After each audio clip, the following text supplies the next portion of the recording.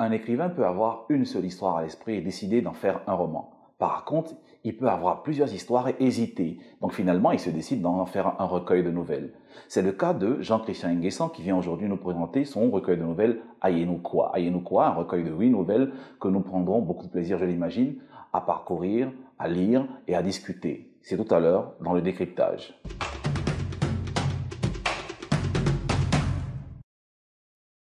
Jean-Christian Nguessan, bonjour et bienvenue. Bonjour docteur, merci bien. Je le disais à l'entame de cette émission, vous publiez Ayenoukoua, un recueil de 8 nouvelles. Tout à fait. 8 nouvelles qui traitent bien sûr de thèmes différents. Alors la question que j'aimerais poser, c'est comment s'est déroulé le processus d'écriture de ce recueil de nouvelles-là, donc de chaque nouvelle jusqu'au montage final? Il faut dire que Ayenoukoua est inspiré de la vie de tous les jours, les histoires qu'on rencontre à chaque bout de chemin.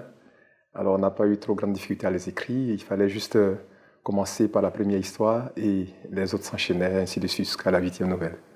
Alors il n'y a pas eu de recette particulière, il n'y a pas eu d'état d'esprit, je sais pas, l'inspiration, un moment particulier, je veux dire.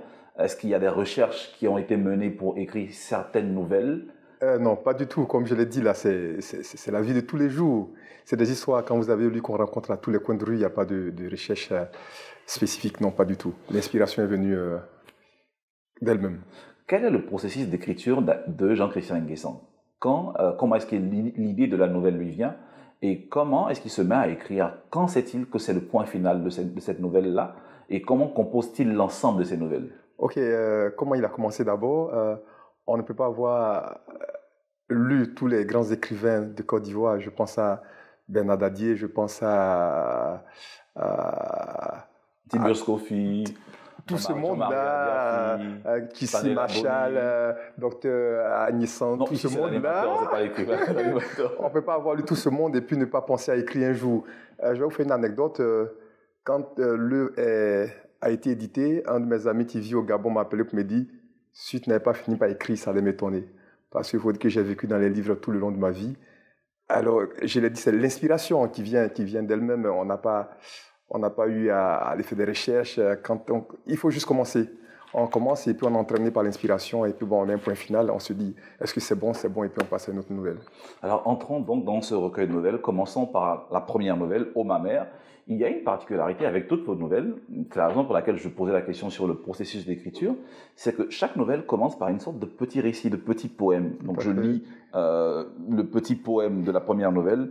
Parce que la femme est aimante, qu'elle soit épouse ou amante, parce que l'amour est femme, quand une femme aime, elle aime de tout son âme. Oui. Pourquoi commencer tous vos récits par ces petits poèmes? En réalité, c'est un bref résumé de l'histoire qui va suivre. On pourrait détailler chaque petit poème, comme vous le dites, et quand vous rentrez en profondeur de ce petit poème, vous allez voir que c'est l'histoire résumée dans ce petit poème se déroule à la première page. Donc on dira que, si par exemple je prends la dernière phrase ou le dernier verset de ce petit poème, quand une femme aime, elle aime de toute son âme.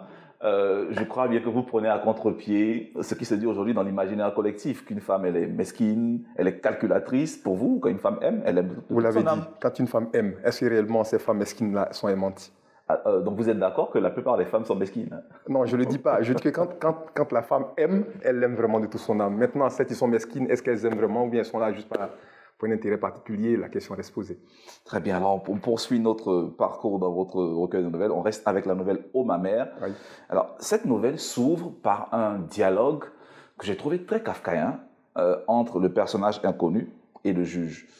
On a quelqu'un qui débarque dans le bureau d'un juge et le juge qui est assis comme ça, tout penaud, qui parle avec lui, alors on sait que dans la vraie vie, un juge, il a du pouvoir, il pourrait faire sortir cette personne de son bureau facilement. Tout à fait. Mais cette personne reste.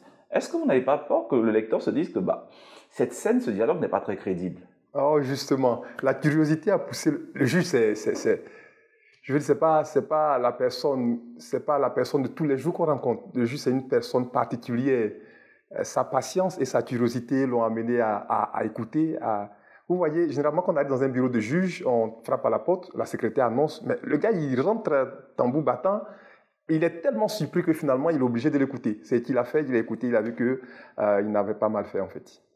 Donc, pour vous, cette scène est-ce qu'elle est crédible dans la réalité ou il s'agit juste d'une sorte d'invention littéraire? Elle est peut-être surréaliste, j'ai failli dire, mais il fallait laisser la scène se dérouler et vous allez voir que au fil de la lecture, le surréalisme est devenu réaliste. Le surréalisme est devenu réaliste. Parlons de réalisme. Alors, cette nouvelle, il y a quelque chose de particulier qui est très présent dans la plupart de vos nouvelles. On se rapproche presque de l'obsession. L'écriture de la sexualité. Wow. Mais ici, en particulier, il y a la question du viol. Donc, le viol d'une jeune dame qui, bien sûr, par la suite va contracter une grossesse. Alors, il y a un débat qui a lieu aujourd'hui dans le monde littéraire, je ne pas juste en Côte d'Ivoire, mais vraiment dans le monde littéraire international. Alors, cette écriture du viol, est-ce qu'on peut dire qu'un écrivain masculin a le droit de décrire un viol puisqu'il ne vit pas le viol, il ne vit pas la douleur du viol comme une femme le vivrait. Est-ce qu'un écrivain homme peut écrire ou a le droit moral d'écrire un viol? Et j'ai failli vous demander jusqu'où va le droit de l'écrivain. Je vous retourne la question. C'est vous l'écrivain ici. L'écrivain n'a pas de limite. Donc, je ne vous le fais pas dire. C'est vrai, il ne le vit pas en tant que personnage masculin, mais à travers les histoires, à travers les témoignages des violés, je pense que c'est vrai, il n'est pas en plein dans le viol, mais il s'y connaît.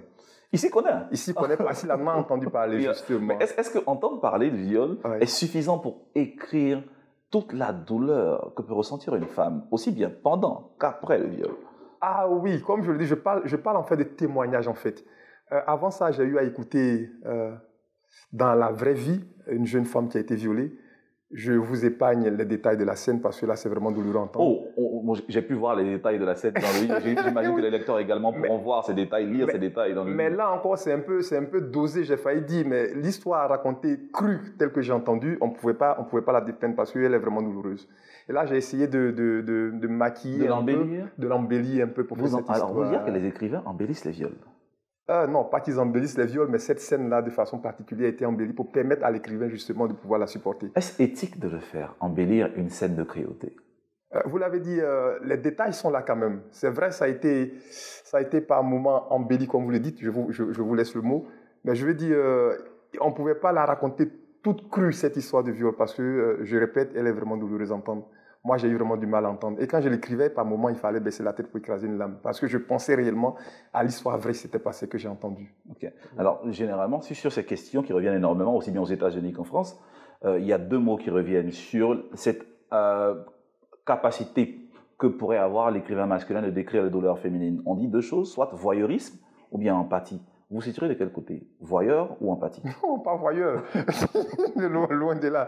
Je ne pourrais pas me qualifier de voyeur, mais je veux dire, il faut apporter le soutien moral à toutes ces femmes victimes de cette scène atroce, de ce maquisme cruel, ma foi, peut-être empathie. Peut-être empathie.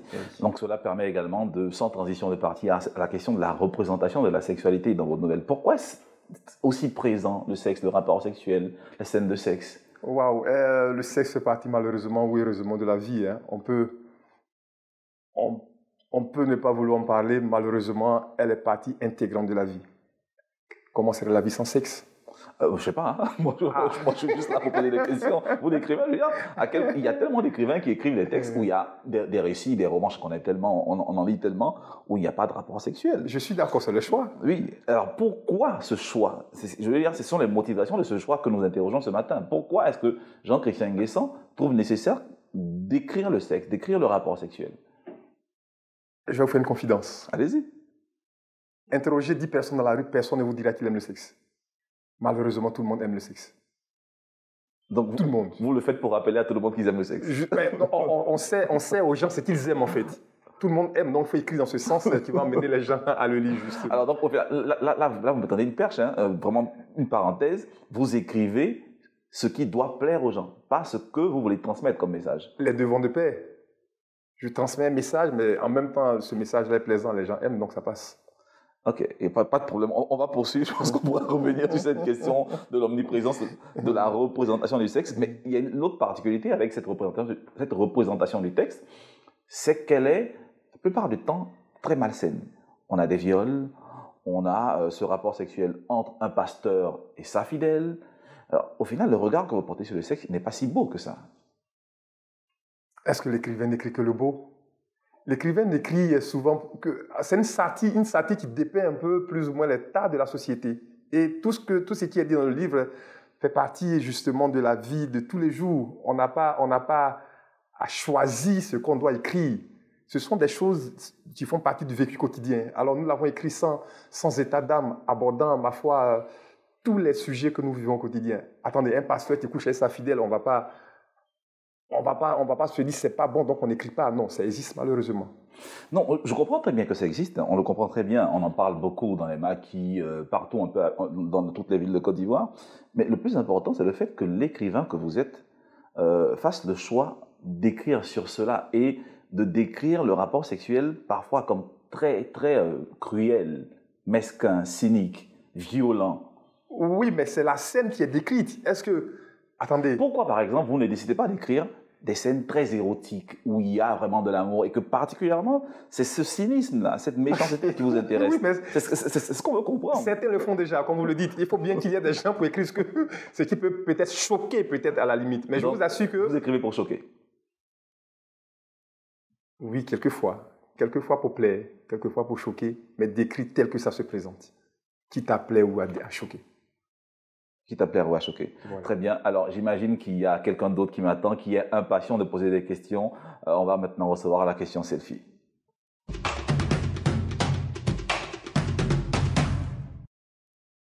Bonsoir à tous. Je suis Kambel Deya, étudiante en 3e année de création digitale.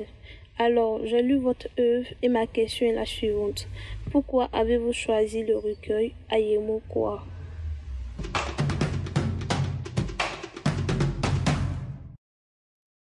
Alors, pourquoi Ayeno Kowa ? Ayeno Kowa, c'est une combinaison, d'une part, Ayeno, qui est le nom de mon village maternel, et Kowa, qui est le nom de ma mère. Ma mère, la personne la plus importante de ma vie, qui malheureusement a rejoint Dieu le Créateur. On a voulu faire une combinaison pour juste les besoins de la lecture, les besoins de la littérature, en fait.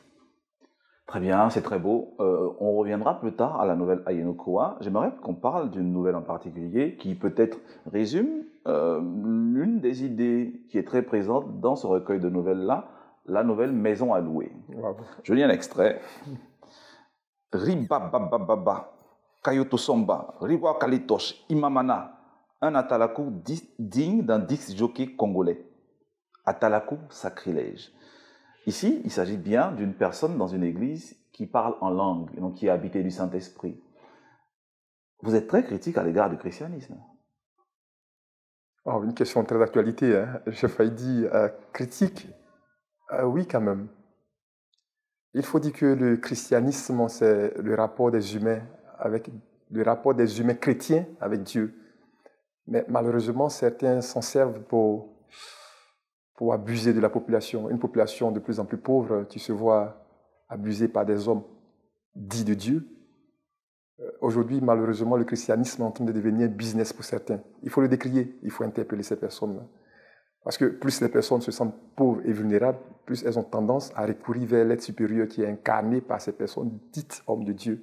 Malheureusement, les abus sont trop récurrents, sont trop constatés, et il faut le décrier. Je pense qu'on va plus loin que la simple critique, puisque si on juxtapose la nouvelle Maison à louer, de la nouvelle Ayeno Kowa, bien sûr, qui vient clore le recueil de nouvelles, on se rend bien compte qu'avec Ayeno Kowa, l'animisme, entre griffes, donc les pratiques religieuses ancestrales, sont valorisées. Tout à fait. Tout à fait. Alors qu'on pourrait dire aussi que, évidemment, dans la vraie vie, il y a également des sacrificateurs animistes, entre griffes, qui également grugent et escroquent les fidèles. Oh, je suis d'accord. Pourquoi vous ne critiquez pas l'animisme? Non, je veux dire, il faut revenir à nos valeurs, en fait. C'est vrai, il y a quand même des tas qui sont constatés, mais un peu comme les Japonais, ayant les pieds dans le ciel, et puis ayant la tête, dans le ciel, et puis les pieds dans la tradition. C'est vrai, l'animisme, comme je l'ai dit, hein, Ayeno, c'est le village, là, et généralement au village, c'est l'animisme qui est pratiqué, même si de plus en plus, les gens ont tendance à rejoindre le christianisme. Mais je veux dire, là-bas, c'est moins accentué qu'aujourd'hui au niveau du christianisme, je pense bien. Au-delà des dérives, est-ce qu'il n'y a pas derrière cette opposition un parti pris idéologique de Jean-Christian Guesson qui dit je préfère que nous retournions tous aux religions ancestrales et que nous délaissions le christianisme. Parce que cette critique, elle est très présente. Il n'y a pas de critiques qui sont dirigées vers l'animisme. Oui, mais l'animisme en lui-même n'est pas mauvais. Peut-être que c'est l'image qu'on lui donne qui fait croire que c'est mauvais. On pourrait peut-être penser à retourner à nos religions ancestrales. Mais assumez-vous dire, je veux dire. Dites concrètement, est-ce que Jean-Chrétien Nguessan prône un retour complet aux sources et un abandon du christianisme? Non, mais justement, il faut prendre le juste milieu. Je veux dire, le christianisme n'est pas mauvais en lui-même, mais malheureusement, à cause d'États qui tendent à nous diriger vers ce qu'on ne voudrait pas, on pourrait peut-être choisir, faire une complémentarité des religions. Je pense que ça pourrait nous sauver. Jean-Chrétien Nguessan, est-ce que vous avez peur d'être sincère? En une phrase, devons-nous abandonner le christianisme et retourner aux pratiques ancestrales? Je ne le dis pas ainsi. Je dis juste qu'on met chacun devant ses responsabilités, c'est à chacun de choisir. Vous choisirez quoi, vous? Je choisirais quoi? Je ferais un savant mélange des deux. Ça, c'est une jolie sortie de route. Alors, ici, on a l'habitude de rendre hommage à de grands écrivains. D'accord. Peut-être comme vous, très bientôt. D'accord. Et maintenant, place aux grandes plumes.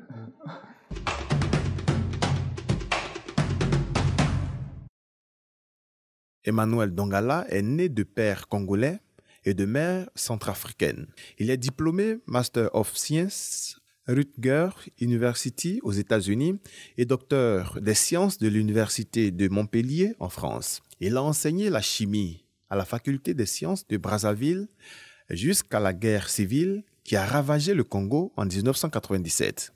Dongala publie quelques ouvrages tels que Johnny Chien Méchant, photo du groupe au bord du fleuve, les petits garçons naissent aussi dans les étoiles.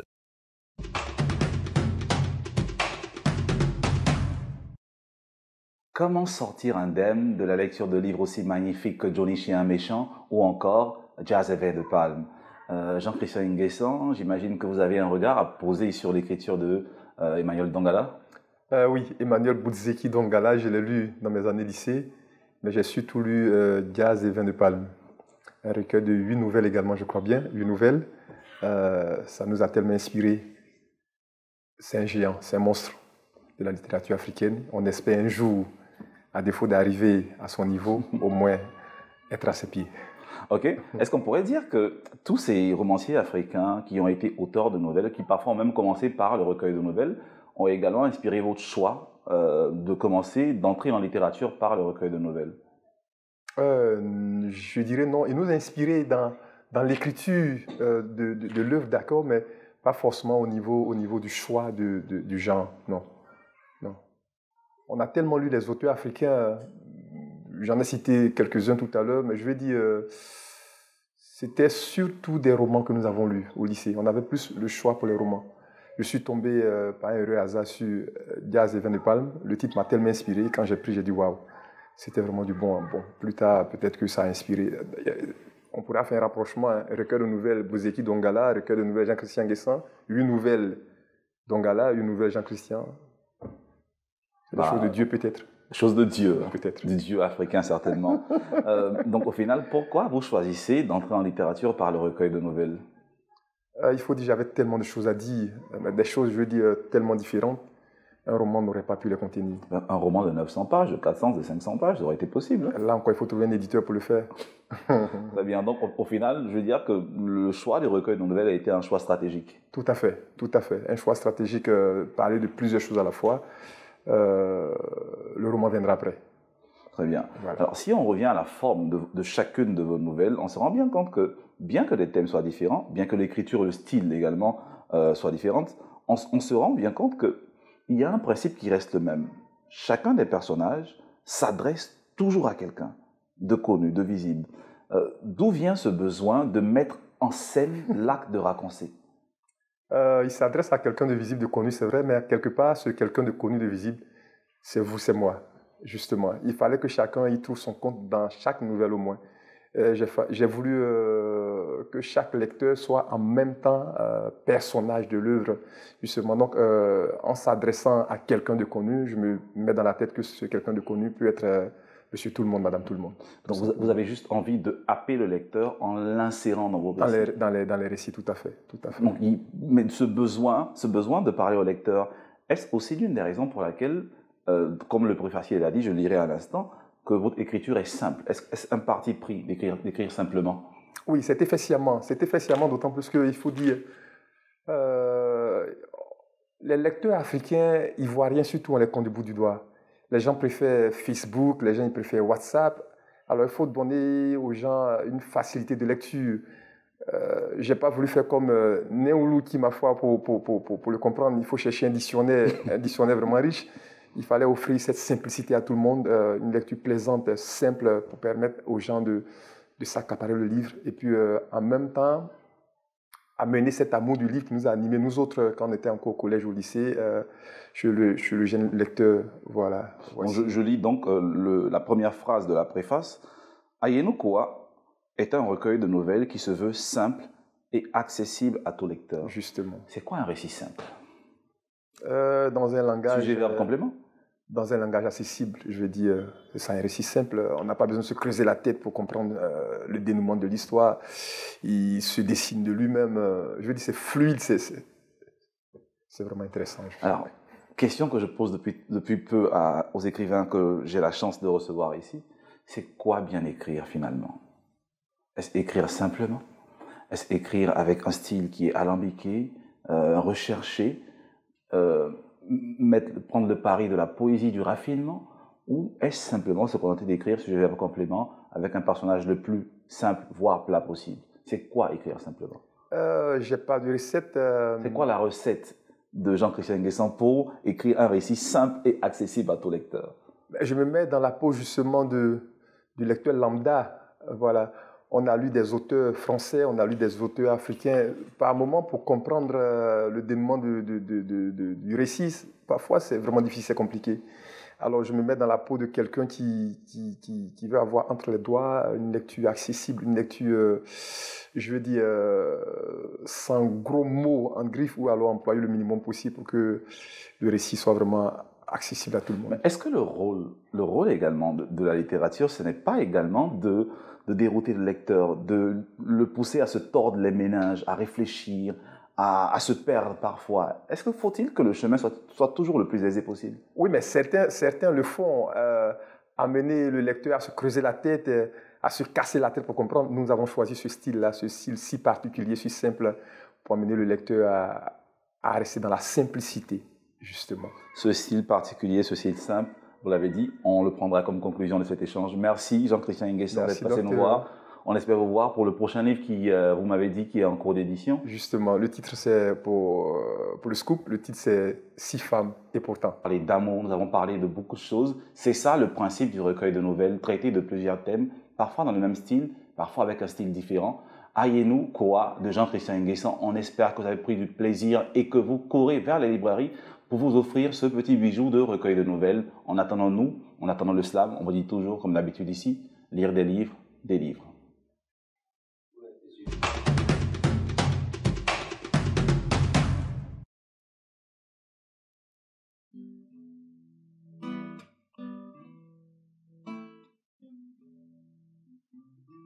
Il fait jour et je suis toujours noir.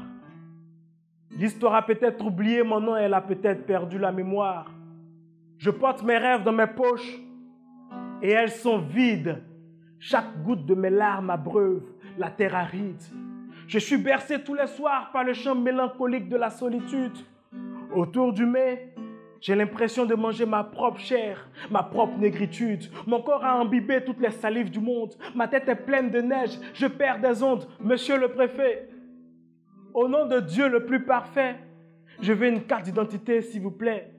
Qu'elle soit blanche, jaune ou orange, qu'elle soit d'Afrique, d'Asie, d'Amérique ou d'Europe, je veux une carte d'identité, s'il vous plaît. Je veux une carte d'identité, s'il vous plaît.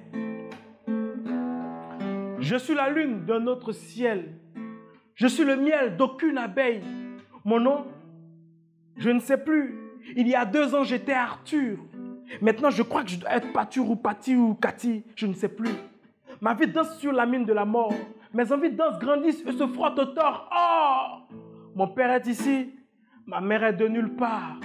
Je suis de partout. Je suis de nulle part. Pour un papier, j'ai couru entre tempête et tornade. En détresse et torsade, en détresse et possade, en paresse et bastonnade, en pleurs, en douleur, en caprice, en cicatrices, mais j'ai supporté le poids poignant d'un amer soleil. Monsieur le préfet, je viens d'un pays qui n'a jamais existé. Mon cœur édenté ne sait plus aimer. Non, ce n'est pas le monde qui se fondre, c'est moi. Moi, l'homme de tenir fait de la discrimination identitaire. C'est moi l'homme qui n'a ni toi qui n'est ni toi. C'est moi, c'est moi, c'est moi, c'est moi, c'est moi, c'est moi, c'est moi, c'est moi, c'est moi, c'est moi, c'est moi, c'est moi, c'est moi. C'est moi, l'homme qui n'a ni toi, qui n'est ni toi. Au nom de quel critère es-tu plus citoyen que moi? Au nom de quelle misère es-tu plus africain que moi? La forme de ma bouche, de mon nez ne suffit pas. Mais quel papier? Monsieur le préfet, au nom de Dieu le plus parfait, je veux une carte d'identité, s'il vous plaît. C'est bientôt les élections, je veux pouvoir voter.